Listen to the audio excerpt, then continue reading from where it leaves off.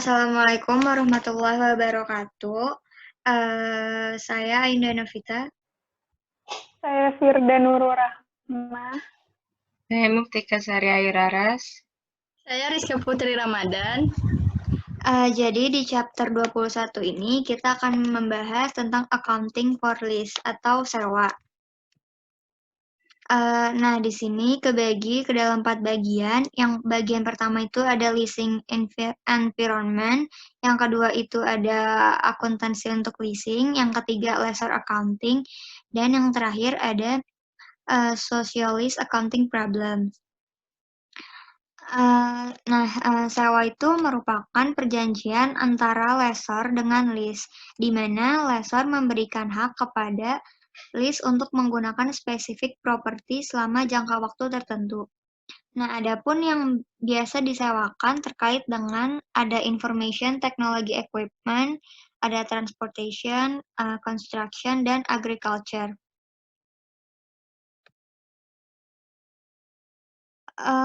Keuntungan dari sisi lease di sini, yang pertama 100% pembiayaan dari luar atau dari lessor. Kemudian dia ada biaya tetap, jadi dia biayanya tetap. Karena sebagian lease biasanya akan membayarkan biaya sebesar nilai tertentu selama jangka waktu tertentu. Kemudian yang kedua itu ada perlindungan terhadap keusangan. Yang ketiga dia lebih fleksibel, dan yang keempat biaya pembiayaannya lebih rendah atau lebih murah.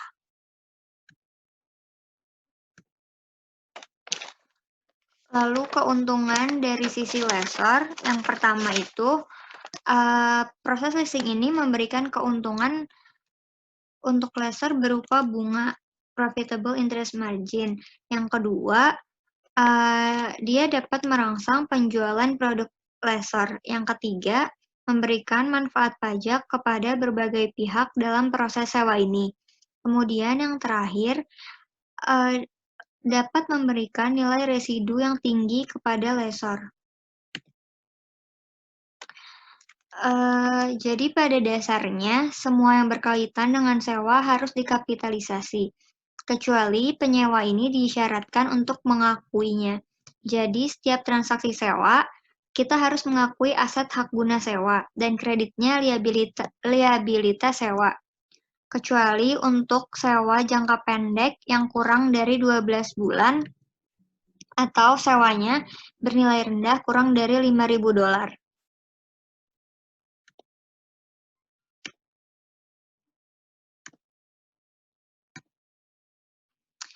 Kemudian di sini ada pembayaran sewa. Biasanya yang pertama ada pembayaran tetap, kemudian ada pembayaran variabel berdasarkan berdasarkan rate tertentu. Terus yang ketiga nilai residu, dan yang terakhir bargain purchase option terkait dengan terminasi yang dilakukan penyewa. Discount rate atau suku bunga dalam sewa terdapat implicit interest rate dan incremental borrowing rate. Suku bunga implisit pada dasarnya suku bunga yang ditentukan oleh lessor, sedangkan suku bunga incremental adalah suku bunga pinjaman yang biasanya diketahui oleh lease. Di sini ada contohnya. CNH Capital sebagai lessor, dia melakukan perjanjian dengan Ivanhoe Mines sebagai lease pada tanggal 1 Januari 2019, di mana perjanjian tersebut memuat yang pertama masa sewanya itu 5 tahun. Kemudian perjanjian ini tidak dapat dibatalkan. Dan pembayaran sewanya 20.000 sebesar 20.711 euro 11 dibayarkan setiap awal tahun. Yang kedua, nilai wajar asetnya sebesar 100.000, umur ekonomisnya 5 tahun, dan nilai residu yang dijaminnya sebesar 5.000. Kemudian sewa ini tidak mengandung opsi untuk membeli. Suku bunga incremental Ivanhoe sebesar 5% per tahun. Kemudian Ivanhoe menyusutkan peralatan dengan metode garis lurus atau straight line basis. Lalu karena di sini Ivanhoe mengetahui suku bunga lessor ini memiliki bunga implisit 4% per tahun dan Ivanhoe mengetahuinya. Karena Ivanhoe mengetahui suku bunga implisit dari lessor sebesar 4%, maka kita ambil suku bunga yang terendah, yaitu 4%. Di sini ada perhitungannya. Jadi kita harus menghitung present value dari minimum lease payment-nya. Di sini payment-nya 20.711 dikalikan dengan present value factor, yaitu yang tadi 4% pada 5 tahun. Angka ini 4,62990 dapat dilihat di tabel annuity due. Jadi total present value of lease payment kita dapat 20.711 dikali 4,62990 sebesar 95.890,35.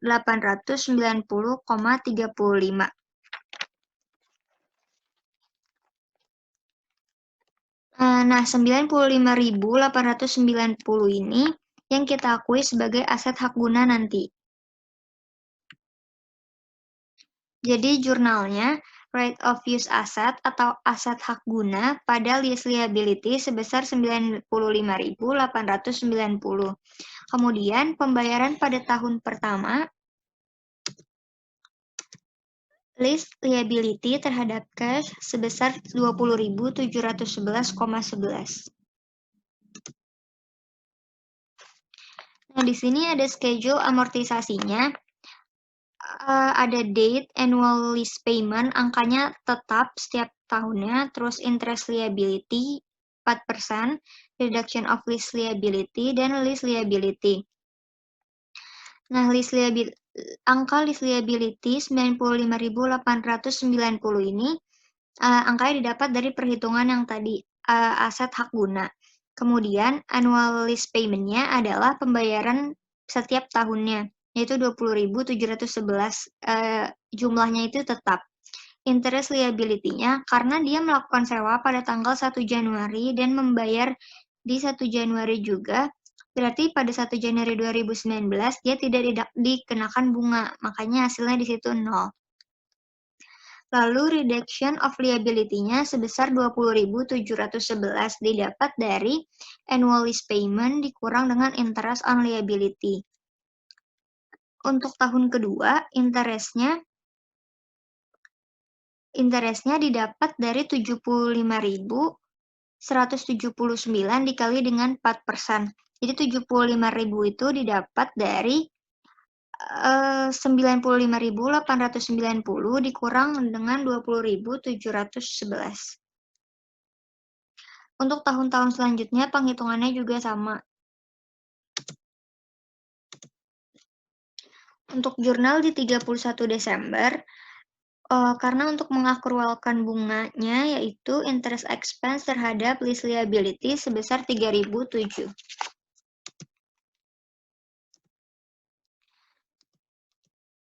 Kemudian ada penyusutan selama 5 tahun yaitu jurnalnya depreciation expense terhadap right of use asset sebesar 19.178, angkanya didapat dari 95.890 dibagi 5 tahun.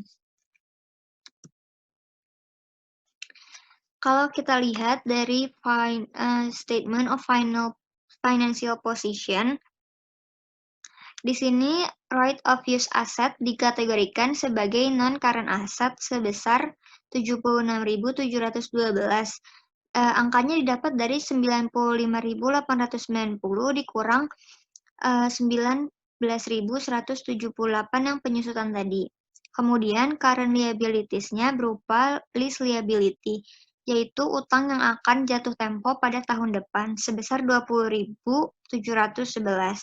Sedangkan lease liability yang dikatakan sebagai non-current liability itu adalah utang jangka panjangnya sebesar 57.475. Untuk income statement-nya ada expense yaitu interest expense angkanya 3.007 dan depreciation expense 19.178.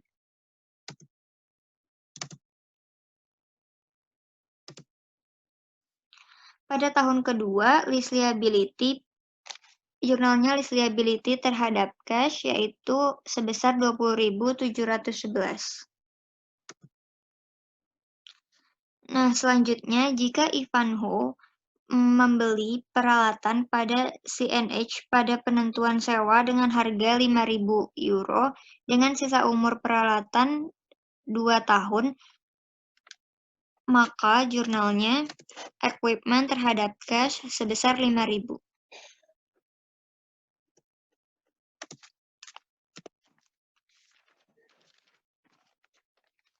Selanjutnya, di sini ada perhitungan untuk estimasi nilai residu yang ternyata lebih kecil daripada jumlah yang dijamin.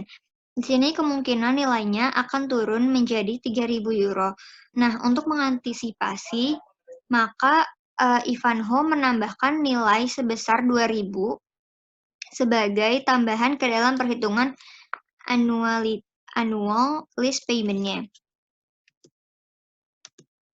Di sini ada perhitungannya. Payment-nya 20.711, lalu present value of lease payment-nya 95.890. Nah, kan tadi jadi ditambah 2.000, sekarang lease liability-nya atau right of use asset-nya menjadi 97.534. Untuk jurnalnya sama seperti yang tadi, right of use asset terhadap lease liability dan lease liability terhadap cash. Yang beda hanya angkanya aja. Untuk schedule amortisasinya juga sama, cuman bedanya di sini di tahun kelima ada tambahan biaya sebesar 2.000.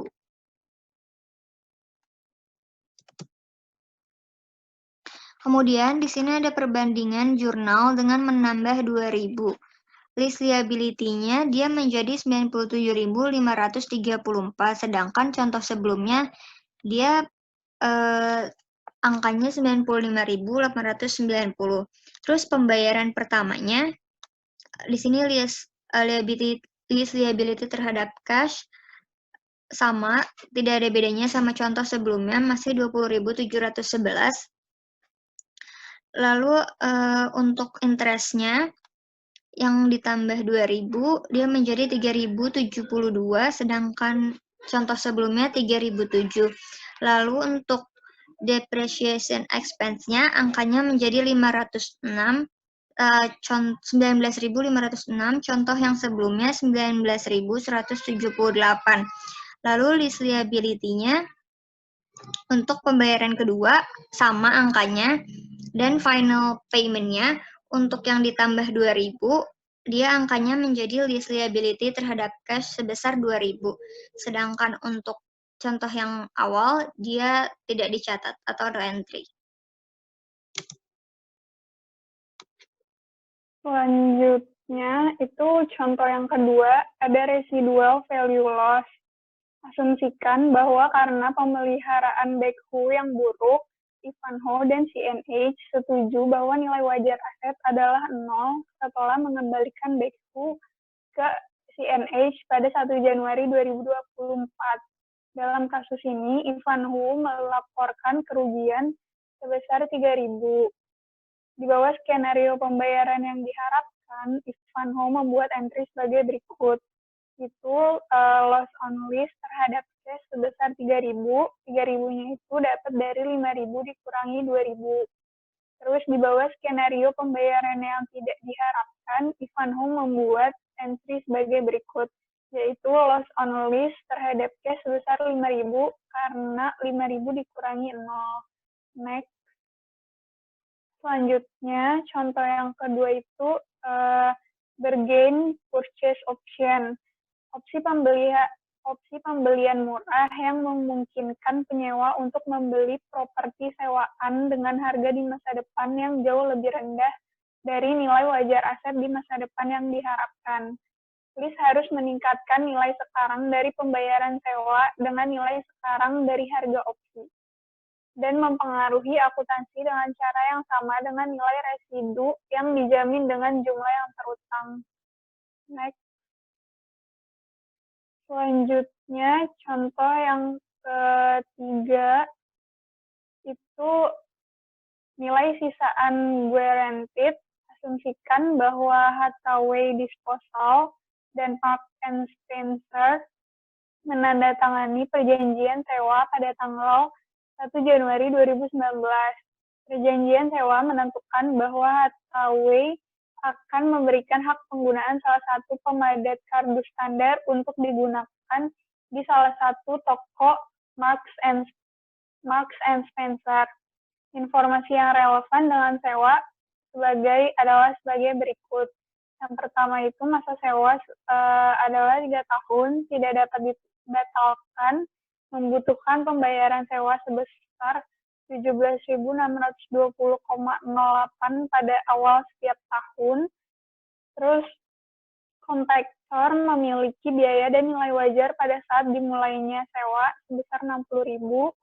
Perkiraan umur ekonominya yaitu 7 tahun dan nilai residu yang diharapkan sebesar 12.000 yang tidak dijaminkan. Nilai sisaan guaranteed next. Kemudian nilai sisa asumsikan bahwa Hathaway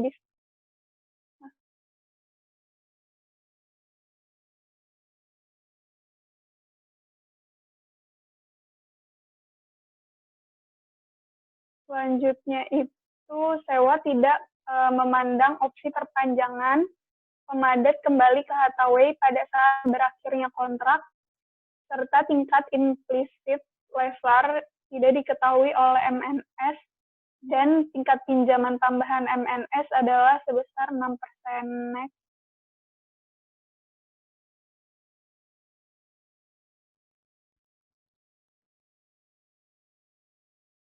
Nilai sekarang dari pembayaran sewa untuk MNS ini dalam situasi ini adalah sebesar 49.924,56, itu dari 17.620,08 dikali 2,8339. Terus kewajiban sewanya sebesar 49.924,56, tidak termasuk pembayaran terkait dengan nilai residu yang tidak dijaminkan.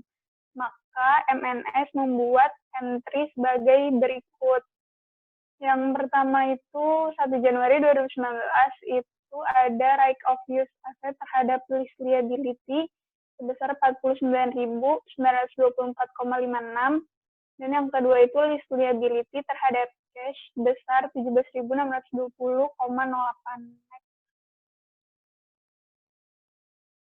Selanjutnya, ini ada amortization schedule-nya.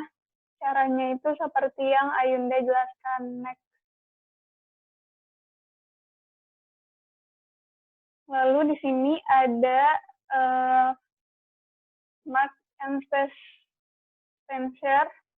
Ini ada recognize lease expense, record amortization pada Desember 31, 2019, itu ada interest expense terhadap lease liability sebesar 1.938,27. Terus ada depreciation expense terhadap right of use asset sebesar 16.641,2.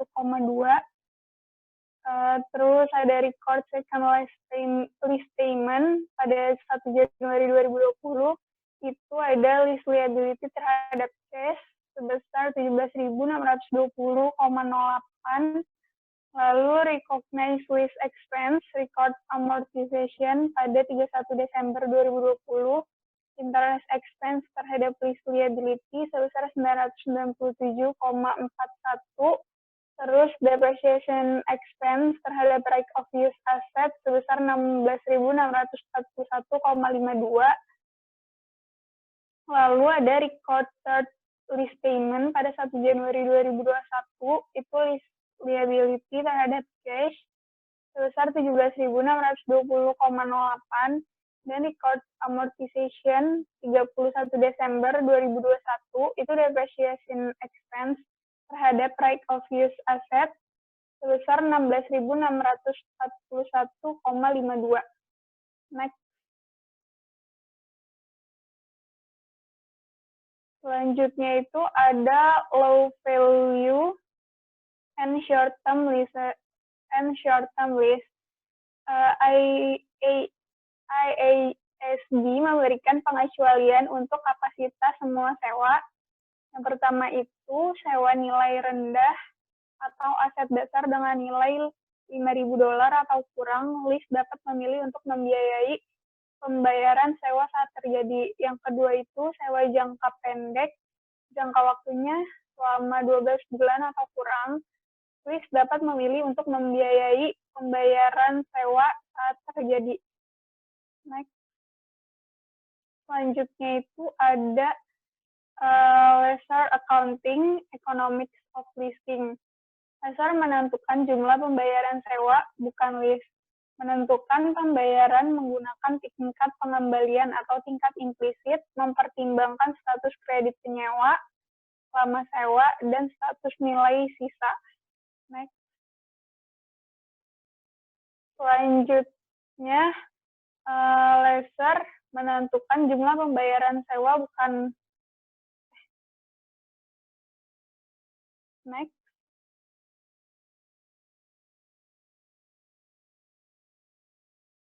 Selanjutnya,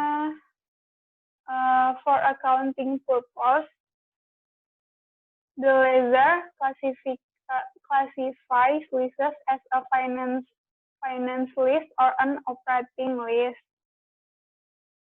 Jadi untuk memenuhi salah satu dari 5 pengujian ini, lessor harus mentransfer kendali atas bagian besar aset yang mendasarinya kepada lease atau memberikan kepemilikan aset yang mendasarinya kepada lease. Next. Next lagi. Selanjutnya ini baru masuk ke klasifikasinya dari list by the lessor. Yang pertama itu ada transfer of ownership test. Jika sewa mengalihkan kepemilikan aset kepada penyewa, itu adalah sewa pembiayaan. Yang kedua, purchase option test. Opsi pembelian sewa memungkinkan penyewa untuk membeli properti dengan harga yang jauh lebih rendah dari nilai wajar aset dasar yang diharapkan pada tanggal opsi jadi dilaksanakan. Next. Selanjutnya itu yang ketiga ada lease term test. Ketika masa sewa adalah bagian utama dari sisa umur ekonomis aset sewaan, perusahaan harus menggunakan metode keuangan. Pedomannya, jika angka waktu sewa adalah 75% atau lebih dari umur ekonomis aset sewaan, maka kontrak tersebut memenuhi uji jangka waktu sewa. Next. Selanjutnya itu present value test. Jika nilai sekarang dari pembayaran sewa adalah cukup dekat dengan nilai wajar aset, penyewa harus menggunakan metode keuangan. Pedomannya, jika nilai sekarang dari pembayaran sewa sama dengan atau melebihi 90% dari nilai wajar aset, maka penyewa harus menggunakan metode keuangan. Next. Selanjutnya itu ada list payments. Secara umumnya itu meliputi fixed payments, variable payments, residual values, dan payment the lease is reasonable certain to exercise. Next. Terakhir itu ada discount rate. Tarif implisit harus digunakan untuk menentukan nilai sekarang dari pembayaran. Didefinisikan sebagai tingkat diskonto yang pada saat dimulainya sewa menyebabkan nilai sekarang dari pembayaran sewa dan nilai sisa yang tidak dijamin dengan nilai wajar dari aset sewaan. Next. Alternative use as.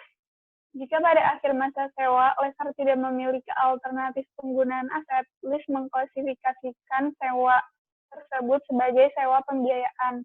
Asumsinya adalah bahwa penyewa menggunakan semua manfaat dari aset sewaan, dan oleh karena itu, penyewa pada dasarnya membeli aset tersebut. Next. Selanjutnya, accounting, measurement, and presentation. Untuk sewa tipe penjualan, yaitu Lesser memperhitungkan sewa dengan cara yang mirip dengan penjualan suatu aset. Lesser umumnya mencatat piutang sewa guna dan menghilangkan aset sewaan. Piutang sewa dihitung seperti yang ditunjukkan. Jadi rumusnya itu lease receivable sama dengan present value of rental payments ditambah sama present value of guaranteed and unguaranteed residual values. Next. Selanjutnya itu ada contoh dari finance list. Ilustrasinya itu CNH Financial Service Corp atau anak perusahaan dari CNH dan Ivanhoe Construction menandatangani perjanjian sewa tanggal 1 Januari 2019 yang meminta CNH untuk menyewakan backhoe ke Ivanhoe mulai 1 Januari 2019. Syarat dan ketentuannya itu sebagai berikut. Yang pertama itu jangka waktu sewanya 5 tahun. Terus perjanjian sewanya tidak dapat dibatalkan, membutuhkan pembayaran sewa yang sama pada awal setiap tahun. Terus backhoe memiliki nilai wajar pada saat dimulainya sewa sebesar 100.000.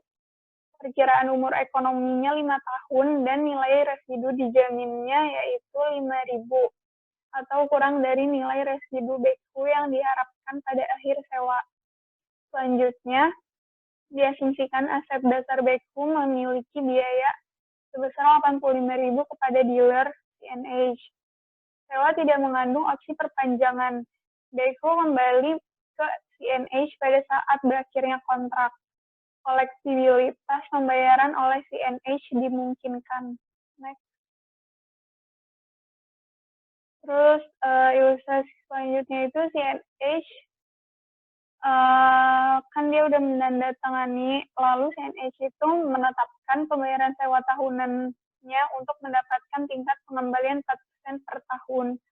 Jadi di sini ada fair value of leased equipment sebesar 100.000 dikurang dengan present value of residual value-nya sebesar 4.109,65.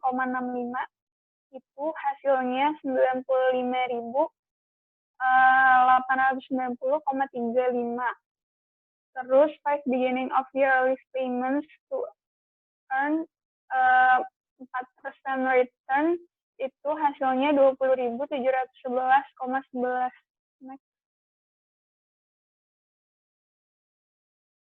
Lalu ada sewa memenuhi kriteria untuk klasifikasi sebagai sewa pembiayaan karena yang pertama itu masa sewanya sama dengan umur ekonomis aset.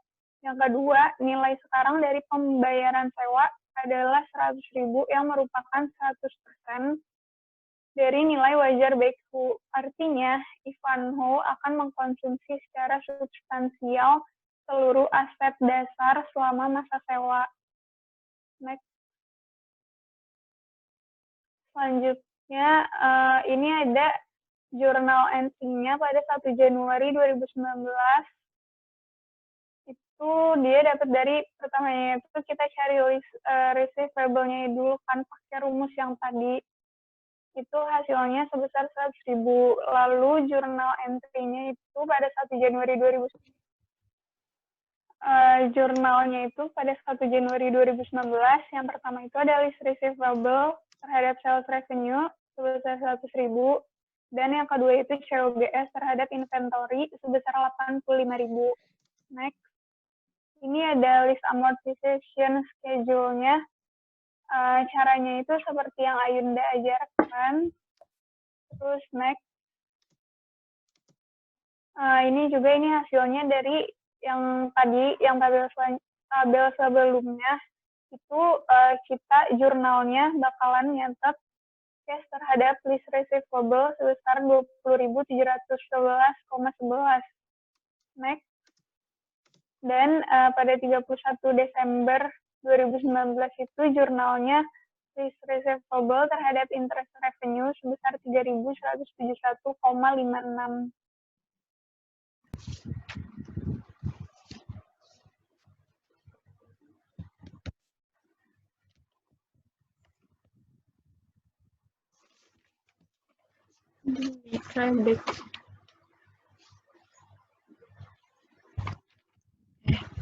Selanjutnya, kita ngebahas tentang financial sales CP less example. Nah, pertama ada neraca yang terkait dengan transaksi sewa pada tanggal 31 Desember 2019. Pertama ada current asset. Nah, di situ ada list receivable 20.711 itu dapat dari 3.171 ditambah 17.539. Nah, baru dapat 20.711. Habis itu ada non-current asset atau yang bawahnya ada list receivable 61.749. Lanjut, di bawahnya ada income statement-nya si CNA report pada bulan Desember 31 tahun 2019. Pertama ada sales. Nah, salesnya itu terdiri dari sales revenue sebesar 100.000, terus ada less cost of goods sold-nya 85.000, terus ada revenue-nya, ada interest revenue-nya 3.171. Nah, selanjutnya di sini ada jurnal entry yang ngebahas masalah mencatat penerimaan pembayaran sewa tahun kedua dan pengakuan pendapatan bunga pada tahun 2020. Pertama di tanggal 1 Januari. Jurnalnya cash-nya di debit, list receivable-nya di kredit sebesar 20.711.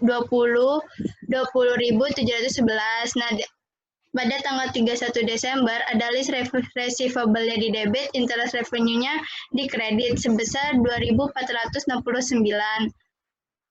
Nah, lanjut ada di CNH membuat jurnal entry pada bulan 31 Desember 2023. Itu list receivable-nya di debit, list revenue-nya di kredit sebesar 192. Nah, next.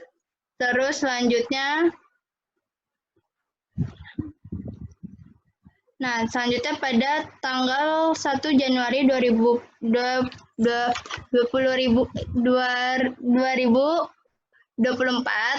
itu ketika aset sewaan dikembalikan ke CNH. Nah, itu inventory-nya 5.000, list receivable-nya 5.000. Nah, lanjut. Ada leisure graded residual value.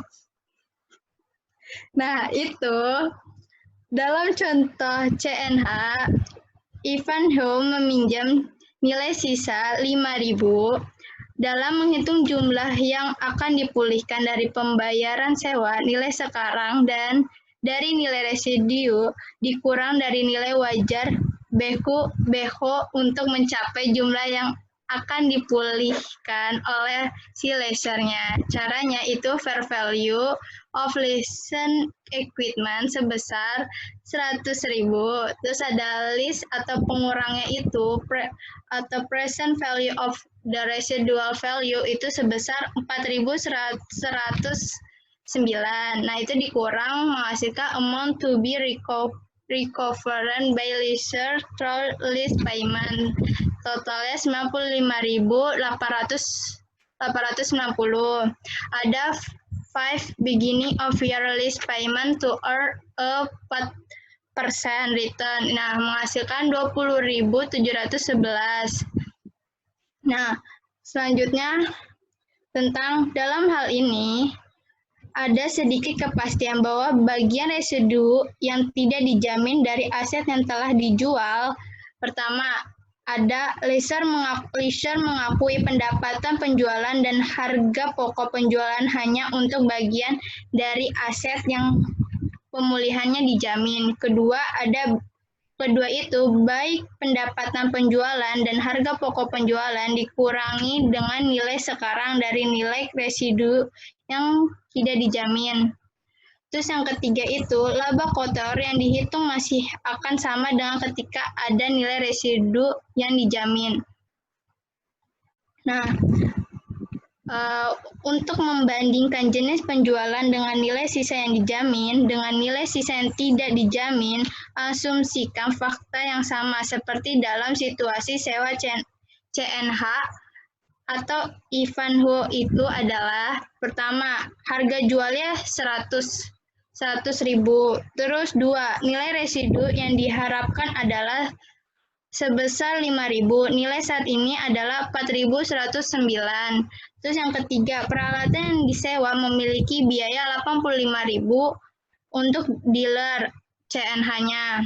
Nah, perhitungan jumlah sewa oleh CNH finansial atau sewa jenis penjualan. Nah, di sini ada kategori. Nah, di list receivable untuk bagian guaranteed residual value itu ada 100.000. Nah, sama dengan guaranteed-nya, hasilnya juga 100.000. Terus untuk sales price of the asset-nya 100.000. Tapi kalau untuk guaranteed residual value dia 100.000 dikurangi 4.109 menghasilkan 95.890. Untuk COGS-nya untuk guaranteed residual value sebesar 85.000, untuk guaranteed residual value-nya sebesar 80.890. Itu dapat dari 85.000 dikurang 4.109. Untuk gross profit-nya 15.000 itu dapat dari 100.000 dikurang 85.000. Nah, untuk yang ungraded residual value itu sama 15.000, tapi dia dapatnya dari 95.890 dikurangi 80.890. Nah, untuk guaranteed residual value itu bedanya nilainya di sales revenue-nya dan COGS-nya. Kalau untuk guaranteed residual value yang bagian recon sales-nya, dia COGS-nya di 85.000, list receivable-nya 100.000, terus sales revenue-nya 100.000, inventory 85.000. Sedangkan kalau di guaranteed residual value, dia COGS-nya 80.890, list receivable-nya 100.000, sales revenue 95.890, inventory-nya 85.000. Kalau untuk recon receive of the first list payment-nya, kalau case-nya dia sebesar, kalau untuk guaranteed residual value-nya dia 80.711, kalau untuk list receivable-nya 20.711, tapi kalau guaranteed residual value-nya case-nya sebesar 20.711, tapi kalau untuk list receivable-nya 2.711 juga. Nah, kalau untuk recon interest revenue-nya tuh sama untuk guaranteed residual value sama guaranteed residual value itu jurnalnya sama, list receivable terhadap interest revenue sebesar 3.171. Nah, untuk recon receive of the second list payment-nya itu juga sama hasilnya, dan jurnal juga sama untuk guaranteed residual value sama guaranteed residual value itu cash terhadap list receivable sebesar 20.711. Nah, untuk recon interest revenue-nya untuk 2 tahun berikutnya dia itu sama, jurnalnya juga sama, kalau yaitu list receivable terhadap interest revenue sebesar 2.469. Untuk recon receive of residual value-nya yang 3.000 ini itu juga sama, beda. Kalau untuk guaranteed residual value itu inventory-nya 3.000, cash-nya 2.000, untuk list receivable-nya 5.000, tapi kalau guaranteed residual value dia inventory-nya 3.000 plus analysnya itu dia 2.000, terus list receivable-nya 5.000. Terus lanjut leisure accounting for operating list. Nah, itu data berikut ini berkaitan dengan perjanjian sewa antara Hathaway Disposal Ltd dan M&M dan C untuk penggunaan salah satu pemandat kardus standar Hathaway. Informasi yang relevan dengan sewa adalah sebagai berikut. Nah, yang A itu jangka waktu sewa ada 3 tahun. Perjanjian sewa tidak dapat dibatalkan, membutuhkan 3 pembayaran sewa tahun sebesar 17.620 dengan pembayaran pertama pada tanggal 1 Januari 2019. Terus yang kedua itu pemandat memiliki biaya dan nilai wajib pada saat dimulai sewa sebesar 60.000. Pemikiran umur ekonomi 5 tahun dan nilai sisa pada akhir masa sewa sebesar 12.000. Terus kalau yang satu lagi itu sewa tidak mengandung opsi perjanjian kopaktor kembali ke head HW pada saat berakhir kontrak. Dan terakhir, tingkat implicit leisure diketahui oleh MNC tingkat pinjaman tambahan trailer adalah 6%. HW menetapkan tarif sewa tahunan untuk mendapatkan tingkat pengembalian 6% per tahun. Nah, selanjutnya itu adalah HW mengklasifikasi sewa sebagai sewa operasi karena tidak ada tes sewa pembiayaan terpenuhi. Nah, yang pertama itu adalah transfer of our ownership test. Nah, itu dia pengalihan kepemilikan tidak terjadi aset kembali ke HW pada akhir sewa. Terus untuk purchase option test itu dia tidak ada opsi pembalian dalam sewa. Terus untuk lease term test itu dia jangka waktu sewa adalah 60% dari umur ekonomis aset yang kurang dari bagian utama umur aset 75%-nya. Terus untuk percent value test-nya, dia percent value-nya dari pembayaran sewa adalah 49.924 yang merupakan 83,2% dari nilai wajar pemandat. Terus oleh karena itu, sewa tidak memenuhi percent value-nya. Terus alternatif tesnya itu seperti yang ditunjukkan peralatan yang tidak bersifat khusus dan diharapkan dapat digunakan untuk HW ketika dikembalikan pada akhir masa sewa. Terus selanjutnya itu di bawah metode operasi HW atau the leisure ini dia itu terus mengakui aset pada laporan posisi keuangan dan mengakui pendapatan sewa umumnya dengan garis lurus di setiap periode. Terus mendepresiasi aset sewaan. Nah, terus selanjutnya dia ada untuk ilustrasi metode operasi untuk sewa HW atau MNC ini, dia HW mencatat pembayaran sewa berdasarkan garis lurus pada 1 Januari 2019, 2020, 2021 sebagai berikut. Nah, jurnalnya itu adalah cash terhadap owner net lease revenue, itu 17.620. Nah, untuk pada tanggal 31 Desember 2019, 2020, 2021, HW mencatat pengakuan pendapatan setiap periode sebagai berikut. Nah, itu ada owner net lease revenue terhadap lease revenue itu menghasilkan 17.620. Nah, next selanjutnya itu adalah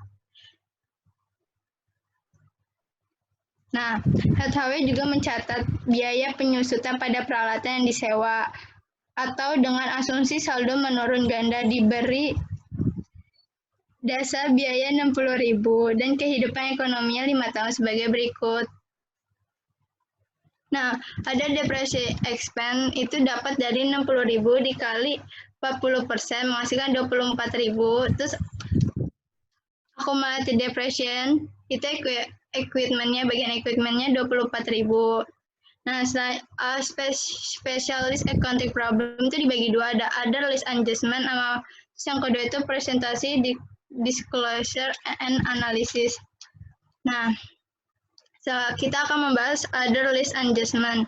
Nah, itu adalah penyusunan sewa lainnya, itu biaya akuisisi adalah pengeluaran normal yang terkait dengan memiliki aset sewaan seperti asuransi, properti, dan pajak properti.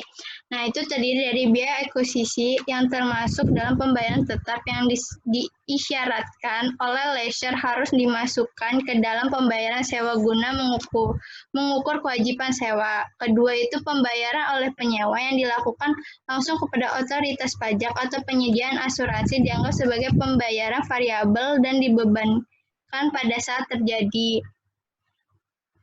Nah, selanjutnya itu masih ngebahas list payment and incentives. Nah, itu adalah perusahaan menyesuaikan aset hak pakai untuk segala pembayaran di muka sewa, inisiatif sewa, dan biaya langsung awal yang dibuat sebelum atau pada tanggal dimulai. Nah, pertama itu ada pembayaran di muka sewa yang dilakukan oleh lisi meningkat aset penggunaan hak. Terus ada kedua itu ada sewa pembayaran inisiatif yang dilakukan oleh lessor kepada lisi mengurangi aset penggunaan hak. Ketiga itu biaya langsung yang dikeluarkan oleh penyewa atau dibahas di bagian berikut nanti, meningkatkan aset pengguna hak. Terus selanjutnya ada biaya langsung ada biaya tambahan dari sewa yang tidak akan terjadi seandainya sewa tidak dieksekusikan. Nah, contoh biaya termasuk dan dikecualikan dari biaya langsung awal dari penyewa dan penyewanya. Nah, pertama ada include. Nah, include itu terdiri dari komisi. Nah, komisi ini termasuk pembayaran kepada karyawan yang bertindak sebagai agen penjualan. Nah, kedua itu ada biaya hukum yang dihasilkan dari pelaksanaan leasing. Terus yang ketiga itu ada biaya persiapan dokumen sewa yang ditimbul setelah pelaksanaan leasing. Nah, yang keempat itu ada pertimbangan dibayar untuk jaminan nilai sisa oleh yang tidak terkait dengan pihak ketiga. Terus ada excluded itu yang tidak termasuk atau pengecualian. Itu adalah gaji karyawan, biaya teknik internal, biaya hukum untuk layanan yang diberikan sebelum pelaksanaan sewa. Terus menegosiasikan syarat dan ketentuan sewa. Terus ada iklan, penyusutan, biaya yang terkait dengan aset menganggur. Nah, selanjutnya ada biaya langsung awal yang dikeluarkan oleh lisi termasuk dalam biaya aset penggunaan, tetapi tidak dicatat sebagai bagian dari liability sewa. Terus habis itu terdiri dari pertama untuk sewa operasi. Lessor mempertahankan biaya langsung awal dan diamortisasikan sebagai biaya selama masa sewa. Nah, habis itu untuk sewa pembiayaan, lessor mengeluarkan biaya langsung awal pada saat dimulai sewa atau pada periode di mana ia mengakui laba dari penjualan. Nah, selanjutnya itu presentasi. Nah, itu ringkasan tentang bagaimana penyewa melaporkan informasi yang berkaitan dengan sewa pembiayaan dan operasi dalam laporan keuangan. Nah, untuk semua sewa ini, kalau untuk SOVP atau Statement of Financial Position ini adalah pertama ada hak pakai aset, terus kedua ada kewajiban sewanya. Kalau untuk income statement, dia ada beban penyusutan dan ada beban expense. Nah, kalau untuk semua sewa ini itu dia tidak, kalau untuk jangka pendek atau yang untuk jangka pendek atau nilai yang rendah, dia tidak termasuk. Nah, selanjutnya ada yang bagian untuk yang bagian selanjutnya ini, dia tentang bagaimana lessor melaporkan informasi yang terkait dengan tipe penjualan dan sewa operasi dalam laporan keuangan. Nah, untuk si financial list ini, atau sewa pembiayaan, untuk SOVP-nya ini dia, piutang sewa disajikan terpisah dari aktiva-aktiva lainnya. Terus dia menghentikan pengakuan aset sewaan. Kalau untuk income statement, pendapatan Pertama ada pendapatan bunga, terus menjual untung atau ruginya untuk tipe penjualan sewa.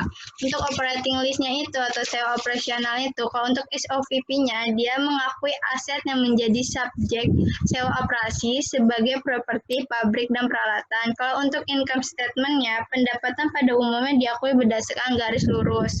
Nah, kalau biaya penyusutan atas aset sewaannya. Nah,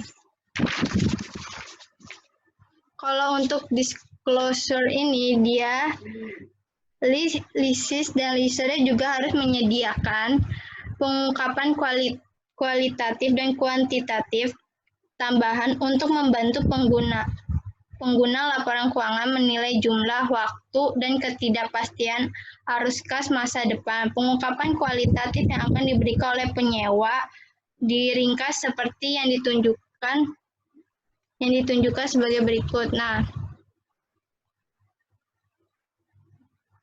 Nah, pertama itu ada sifat dari sewanya termasuk deskripsi umum dari leasing tersebut. Terus yang kedua itu bagaimana pembayaran sewa variabel ditentukan. Terus yang ketiga itu opsi untuk memperpanjang itu keberadaan dan syarat dan ketentuan untuk opsi yang memperpanjang atau mengakhiri sewa dan untuk jaminan nilai residu. Terus kalau yang untuk keempat, informasi tentang asumsi dan penilaian signifikan. Terus ada berikut hampir sama kayak tadi. Kalau yang sekarang tuh kita ngebahas ini yang kuantitatifnya. Nah, kalau kuantitatifnya itu terdiri dari total biaya sewa, terus yang kedua biaya sewa pembiayaan dipisahkan antara depresiasi aset hak pakai dengan bunga atas kewajiban sewa. Terus yang ketiga itu biaya sewa jangka pendek dan bernilai rendah. Terus yang keempat itu sisa masa sewa rata-rata tertimbang dan tingkat diskontor rata-rata tertimbang. Terus yang keempat itu dia analisis jatuh tempo dari kewajiban sewa pembiayaan secara tahunan untuk minimum masing-masing 5 tahun ke depan. Jumlah arus kas yang tidak didiskontokan untuk semua tahun sesudahnya. Ya, nah ini selanjutnya untuk bagian si leisure-nya ini. Untuk pertama, pendapatan terkait sewa termasuk laba rugi yang diakui pada saat dimulai sewa untuk jenis penjualan dan sewa pembiayaan langsung dan pendapatan bunga. Yang kedua itu penghasilan dari pembayaran sewa variabel tidak termasuk dalam piutang sewa. Nah, yang ketiga, komponen investasi bersih dalam jenis penjualan dan sewa pembiayaan lainnya, termasuk nilai tercatat piutang sewa guna usaha, aset residu yang tidak dijamin, dan setiap laba yang ditangguhkan atas sewa pembiayaan langsung. Yang keempat itu analisis jatuh tempo untuk pembayaran sewa operasi, analisis jatuh tempo terpisah untuk piutang sewanya. Yang kelima itu pendekatan manajemen untuk resiko yang terkait dengan nilai residu aset sewaannya. Nah, sekarang kita masuk ke analisisnya. Nah, kalau analisisnya itu adalah dengan meningkatkan aset dan liabilitas sejumlah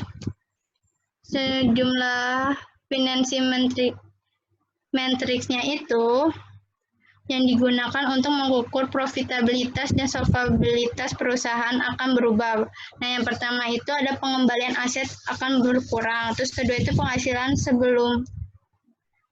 sebelum bunga, pajak, dan depresiasi dan amortisasi yang kemungkinan akan memerlukan beberapa penyesuaian karena perusahaan mendepresiasi aset penggunaan dan mencatat biaya bunga. Terus ada rasio utang terhadap ekuitas akan meningkat dan rasio cakupan bunga akan menurun.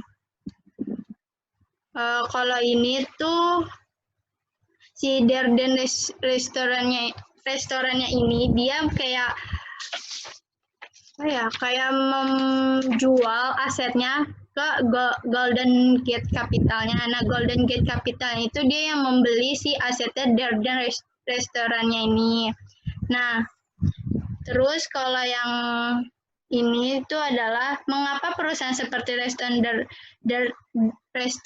Darden ini terlibat dalam transaksi jual beli. Pertama, Darden dapat menggunakan uang tunai yang kalau tidak akan diikat di properti untuk memperluas operasi. Pada saat yang sama, properti terus menggunakan properti melalui masa sewa. Terus Darden dapat menyusun pengaturan sewa sehingga masalah seperti ketentuan pembelian, masalah pembiayaan kembali dan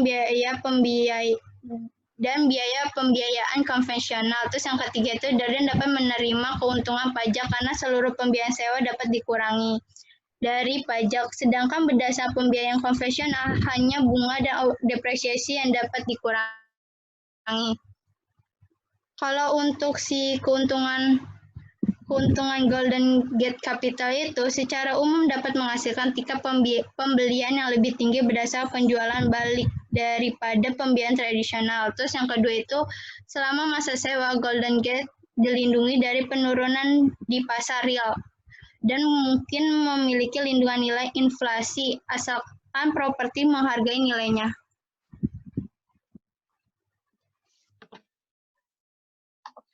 Oke, yang selanjutnya saya yang akan menjelaskan.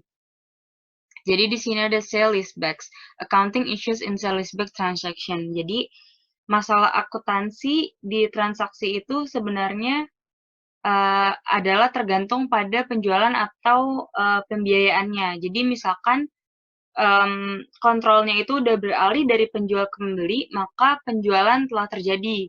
Tapi kalau misalkan kontrol belum beralih dari penjual ke pembeli, maka transaksi dicatat sebagai pembiayaan atau sering disebut dengan failed sale atau penjualannya itu gagal. Next.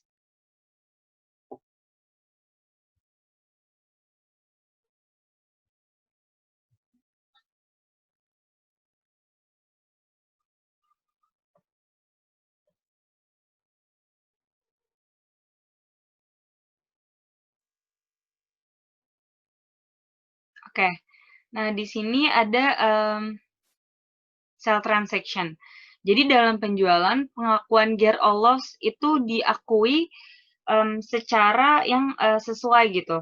Jadi misalkan si Darden ini akan mencatat transaksi sebagai berikut.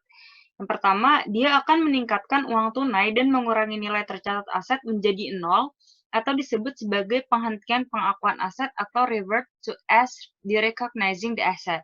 Yang kedua, dia akan mengakui keuntungan atau kerugian yang sesuai. Yang ketiga, akun untuk leaseback sesuai dengan pedoman akuntansi sewa yang digunakan dalam bab ini. Next.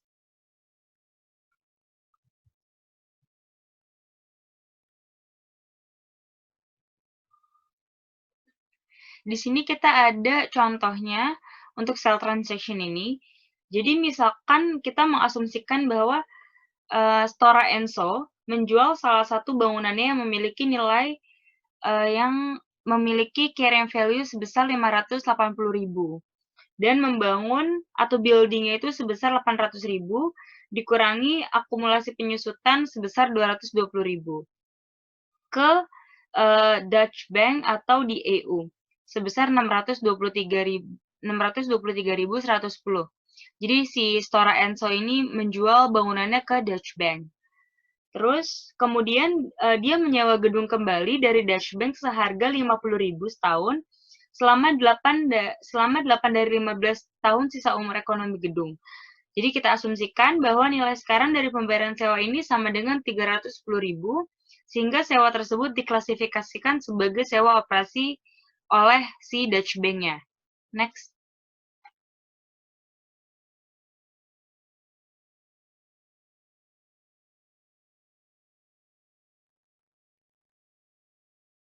Nah, si Stora Enso ini maka akan melakukan journal entry sebagai berikut.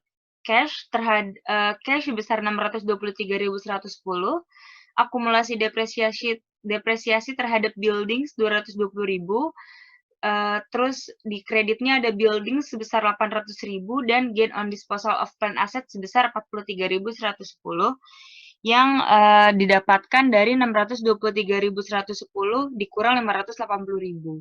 Next.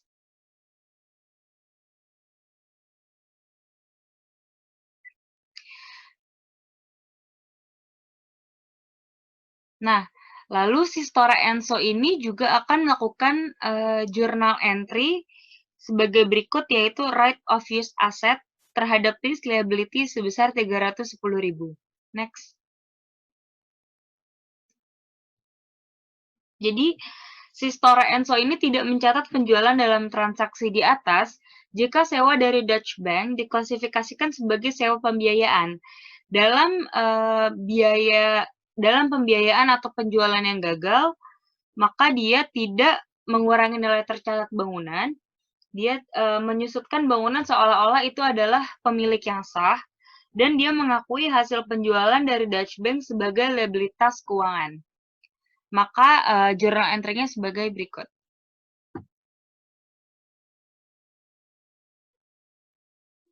Cash terhadap notes payable sebesar 623.110. Next. Oke. Di sini ada sale leaseback, ada contoh sale leaseback lainnya. Jadi Japan Airlines atau JAL dari Jepang ini pada tanggal 1 Januari 2019 menjual Boeing 757 bekas dengan nilai tercatat 30 juta kepada City Capital sebesar atau seharga 33 juta. Nah, si JAL ini segera menyewa pesawat kembali dengan ketentuan sebagai berikut. Yang pertama, jangka waktu sewa adalah 7 tahun. Perjanjian sewa tidak dapat dibatalkan dan membutuhkan bayaran sewa yang sama sebesar 4.881.448.448.000 pada akhir setiap tahun dengan dasar anuitas biasa, ordinary annuity, mulai 31 Desember 2019. Lalu, sewa tidak mengandung opsi pembaruan atau pembelian, pesawat kembali ke City Capital pada saat berakhirnya kontrak. Pesawat ini memiliki nilai wajar atau fair value sebesar 33 juta pada tanggal 1 Januari 2019 dan diperkirakan memiliki sisa umur ekonomi 10 tahun dan nilai sisanya itu tidak dijamin ya pada akhir sewa sebesar 13 juta. Lalu pembayaran tahunan memastikan pengembalian minimal 8%, di mana itu sama dengan tingkat pinjaman dari tambahan JAL-nya itu. Next. Di sini ada beberapa classification test. Yang pertama itu ada transfer of ownership, terus ada purchase option test, lease term test, present value test, dan alternative use test. Yang diperhatikan di sini itu sebenarnya adalah bagian lease term test, present value test. Jadi dari lease term test ini kita itu di situ diketahui lease term itu sebesar 70% didapatkan itu dari 7 dibagi 10 dan ada economic life-nya dan di mana dia itu kurang dari major part of the life dari asetnya itu yang sebesar 75%. Terus itu ada present value. Present value ini didapat yang 25.414.625.000 didapatkan dari 4.848.448 juta dikali 5,20637 itu didapatkan dari present value of annuity yang sebesar 7,8%. Next.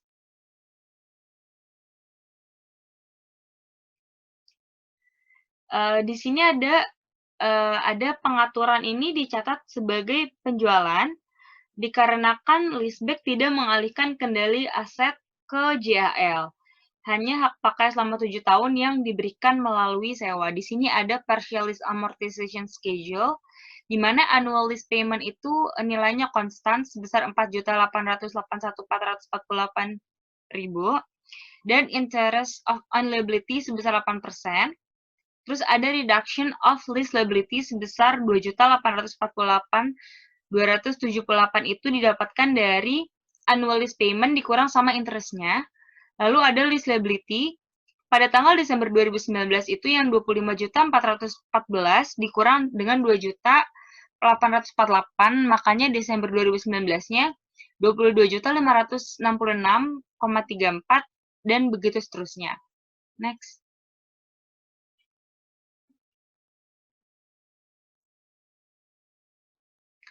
Di sini ada journal entry GAL sebagai list dan City Capital sebagai leaser. Di listnya pada Januari tahun 2019, dia kan si GAL itu melakukan penjualan terhadap aircraft ke City Capital. Nah, dia mencatat jurnalnya itu sebagai berikut.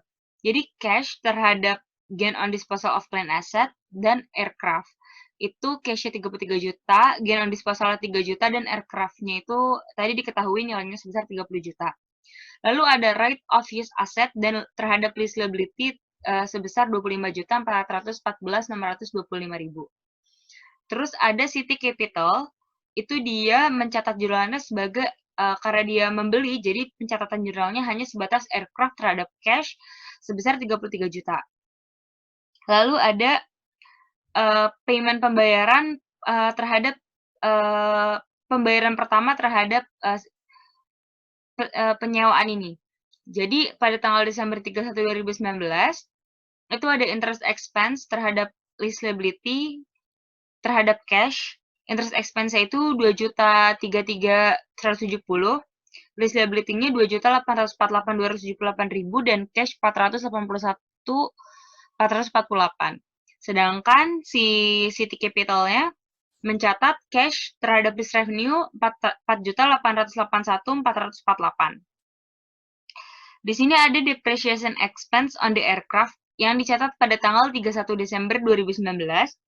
Depreciation pada GAL dia nyatat depreciation expense terhadap right of use asset sebesar 3.630.661.000 yang didapatkan dari right of use asset yang di atas tadi dibagi dengan 7 tahun. Sedangkan City Capital-nya mencatatnya depreciation expense terhadap accumulated depreciation list equipment sebesar 33.300.000 yang didapatkan dari 33 juta dibagi 10. Lalu ada second list payment, jadi pembayaran kedua. Dicatat pada tanggal 31 Desember 2020. Interest expense terhadap liability terhadap cash, itu interest expense-nya 1.805.308, list liability-nya 3.076.140.000, dan cash-nya 4.881.448. Sedangkan si City Capital-nya itu mencatat 4.881.448 terhadap lease revenue. Depreciation expense on the aircraft pada tanggal 31 Desember 2020 dicatat sebagai berikut.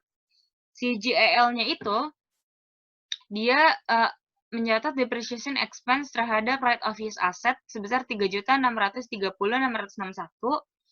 didapatkan dari right of use asset dibagi 7 tahun sama kayak yang dia mencatat depreciation expense pada Desember 31 2019 dan si City Capital-nya ini juga sama nyatatnya sama kayak Desember 31 2019. Next.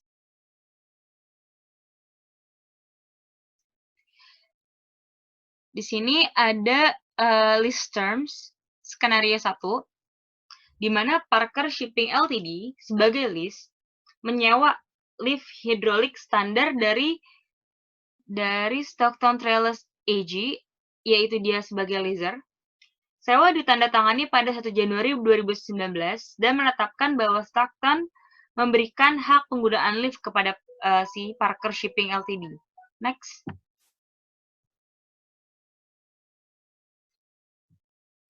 Di sini ada ketentuan sewa yang diberikan sama si Stockton-nya tadi kepada si Parker. Jadi sewa tidak dapat dibatalkan. Jangka waktu 4 tahun, pembayaran sewa sama dengan 11.182,24 di tahun pertama, dan dia pakai annuity due, jadi anuitasnya jatuh tempo. Lift memiliki nilai wajar atau fair value sebesar 40.000 euro, dan economic life dia selama 4 tahun dan tidak ada residual value. Biaya pengangkatan buku-buku Stockton sebesar 30.000 dan tidak ada opsi perpanjangan. Si Stockton itu akan angkat kembali dan adanya tingkat implicit laser sebesar 8% dan itu diketahui oleh si Parker. Terus di sini kita ada list payment calculation. Caranya itu fair value of lease equipment dikurangin sama present value of residual value. Nah, fair value of lease equipment itu kan 40.000, tapi dia nggak punya residual value, jadi 0. Makanya amount to be recovered by lessor through lease payment sebesar 40.000. Terus untuk for beginning of year lease payment to earn 8%, jadi tingkat pengembalian 8% itu 40.000 dibagi 3,55710 yang didapatkan itu dari present value. Jadi dia dari tabel gitu seperti yang awal tadi Ayunda udah ajarin. Itu jadinya memiliki payment list itu dia akan ngebayar 11.182,24 euro. Next.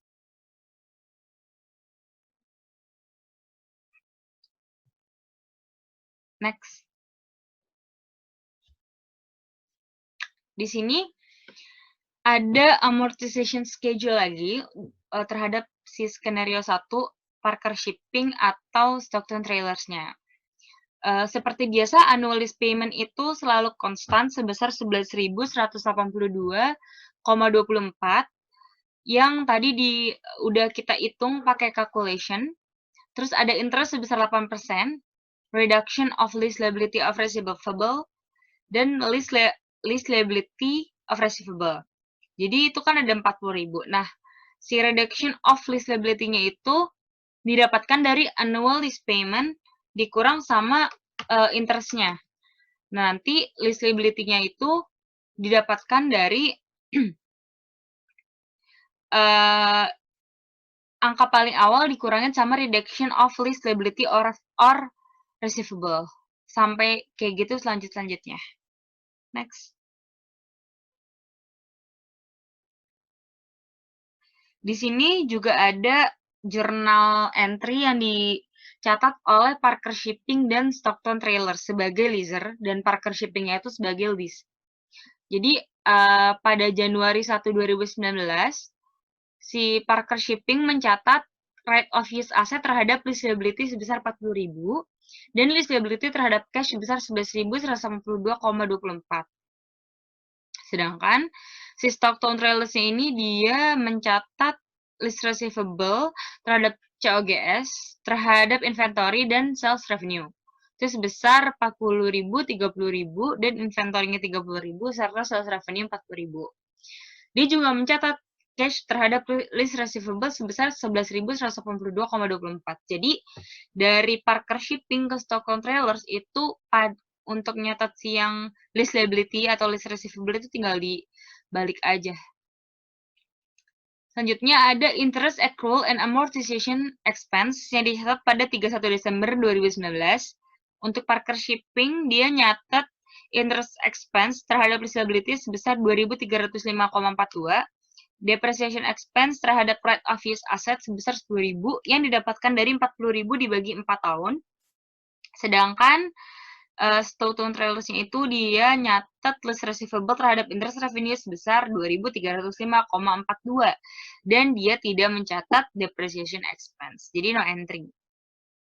Di situ pada Parker Shipping SOFP-nya dia punya non-current asset yaitu si right of use-nya 30.000, current liabilities yang lease liability 11.182, non-current liability sebesar 19.940,94,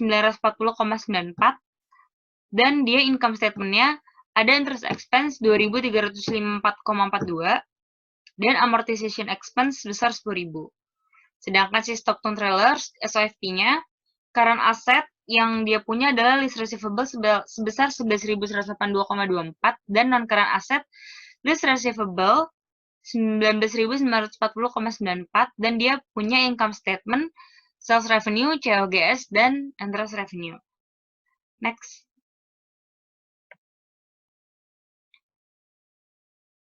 Di sini ada pencatatan jurnal lagi oleh Parker Shipping.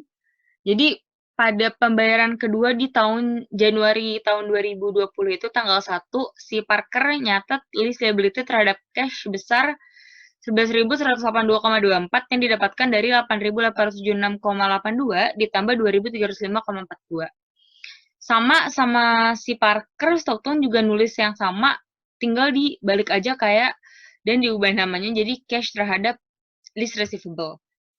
Ada interest accrual amortization expense.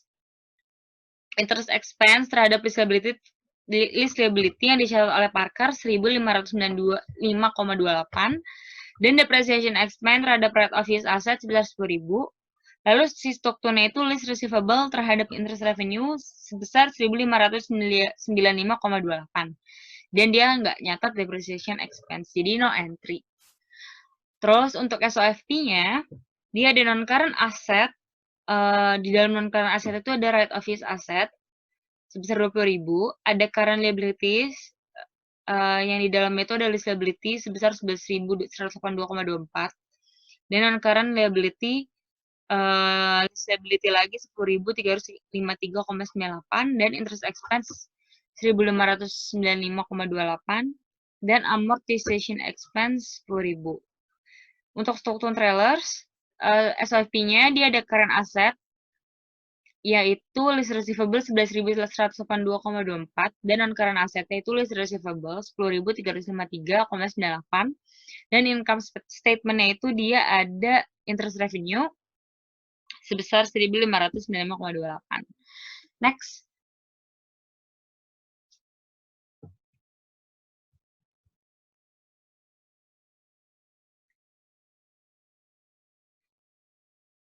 Oke, jadi di skenario yang sekarang itu sebenarnya masih lanjutan kayak tadi, cuman dia itu di sini berbicara tentang third list payment atau pembayaran yang ketiga. Sebenarnya sih sama aja sama yang sebelum-sebelumnya, cuman terdapat perbedaan angka aja. Dan semua jurnal-jurnalnya pun sama, SOFP-nya dan income statement-nya berisikan hal yang sama juga. Next. Di sini ada skenario 2. Jadi kalau misalkan dia punya ketentuan sewa sebagai berikut nih. Sewa tidak dapat dibatalkan, jangka waktu 4 tahun, pembayaran sewa sama dengan 9.538,39 euro di setiap awal tahun dan dia memakai annuity due ya basisnya. Terus si lift-nya ini memiliki fair value sebesar 40.000 dan economic life 6 tahun serta residual value 80.000 unguaranteed. Jadi nggak dijamin. Biaya pengangkutan buku-buku 30.000 euro dan tidak ada opsi perpanjangan. Angkat kembali ke Stockton dan tingkat implicit laser adalah 8% yang diketahui oleh Parker. Seperti sama kayak sebelumnya, dia ada payment calculation-nya. Caranya sama, fair value dikurang present value of residual value, terus dapat the amount to be recovered by leaser through lease payment. Bedanya sama yang sebelumnya, tadi kan kita nggak punya present value of residual value, tapi sedangkan di sini ada. Ini didapatkan dari 8.000 dikali 0,73503 terhadap present, yang itu didapatkan dari present value sebesar 4,8%. Dan akhirnya ada amount to be recover-nya itu, jadi 40.000 dikurang sama present value-nya, mendapatkan 34.000 euro. Terus dia untuk beginning of year-nya yang 8% return-nya itu didapatkan sebesar 9.538,39 euro yang didapatkan. Jadi amount to be recover-nya itu dibagi sama 3,55710. Next. Di sini sama yang kayak tadi saya jelasin, ada evaluate classification test. Jadi ada tes dari transfer of ownership, ada purchase option test, ada lease terms test, ada present value test, ada alternative use test. Yang saya tadi bilang juga, kita juga harus memperhatikan itu adalah lease term test sama present value test-nya, yaitu perhitungannya. Next. Di sini si Parker menuliskan journal entry seperti berikut pada pembayaran pertama. Jadi Januari tahun 2019 tanggal 1 dia mencatat right of use asset terhadap lease liability sebesar 34.119,76. dan lease liability terhadap cash sebesar 9.538,39. Next. Di sini juga ada amortisasi yang dicatat oleh si parkernya. Jadi seperti biasa annual lease payment-nya itu konstan dan ada interest sebesar 8%, ada reduction of leasability dan leasability. Caranya sama seperti amortization schedule pada umumnya. Tinggal untuk mendapatkan si leasability-nya itu, leasability tinggal dikurang atau ditambah sama reduction of leasability. Next. Di sini si parkernya itu sebagai lease mencatat interest accrual and depreciation expense pada Desember 31, 2019 sebagai berikut. Yang pertama, journal entry-nya itu interest expense terhadap leasability dan depreciation expense terhadap right of use asset. Terus dia ada SOFP dan income statement.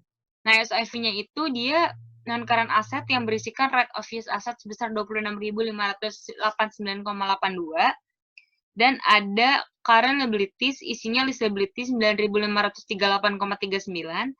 Ada non-current liabilities, yaitu lease liability juga 17.009,49 dan income statement yang berisikan interest expense dan depreciation expense. Next. Di sini adalah pembayaran kedua dari si parkernya. Dia mencatat lease liability terhadap cash sebesar 9.538,39 dan lease liability-nya itu didapatkan dari cara yang udah ada di dalam PowerPoint ini ya. Lalu, interest accrual dan depreciation expense tanggal 31 2020 Desember dicatat sebagai berikut. Interest expense terhadap leasability sebesar 1.360,76, depreciation expense terhadap right of use asset sebesar 8.529,94. Statement of financial position dan income statement-nya sebagai berikut. Di SOFP ada non-current asset, right of use asset 17.059,88, ada current liabilities, lease liabilities 9.538,39, ada non-current liabilities, lease liability 8.831,89, ada income statement, interest expense, dan depreciation expense. Next.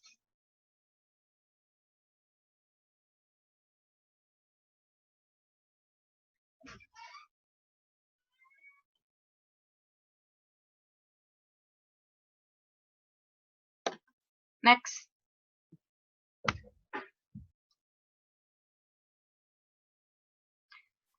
Terus ada Parker Shipping sebagai lease. Di sini ada pembayaran keempat pada Januari 1, 2020. Lease liability terhadap cash yaitu 9.538,39. Ada depreciation expense Desember 31, 2022. Depreciation expense terhadap right of use asset 8.529,94. Itu perhitungannya dua-duanya udah tertera di PowerPoint. Next. Nah, di sini si ledger accounting-nya, si Stockton-nya mengklasifikasikan list sebagai operating list karena nggak ada sales type list sebagai kriteria. Jadi Stockton-nya itu dia mencatat jurnal list payment Januari 1 pada tahun 2019, 2020, 2021, dan 2022. Cash terhadap unreleased revenue sebesar 9.538,39 dan dia merecognize lease revenue dan merecord depreciation dari Desember 31, 2019 sampai 2022 sebagai berikut.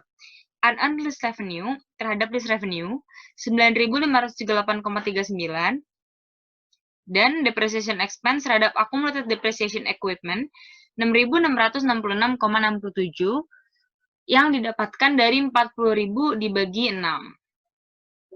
Sekian presentasi dari kelompok kami, kurang lebihnya mohon maaf. Wassalamualaikum warahmatullahi wabarakatuh.